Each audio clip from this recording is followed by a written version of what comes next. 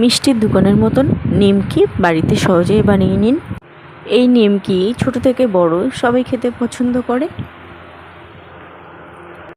তো এর জন্য নিয়েছি ময়দা, এর মধ্যে দিয়ে দিলাম 1 চামচ কালো জিরে, 1 চামচ লবণ, আর দিয়ে দিলাম সাদা তেল।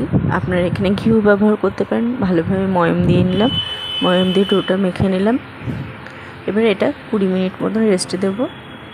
তারপরে আর একটু ভালোভাবে মেখে নিলাম, গোল গোল করে লেচি কেটে নিয়েছি। এবারে এই গোল গোল লেচিগুলো অল্প অল্প পাতলা পাতলাভাবে বেলে নেব। তারপরে নিমকির আকারে শেপ দিয়ে দেব, একটু বেলে নেব। একটা কড়াইতে সাদা তেল গরম করে নিয়েছি।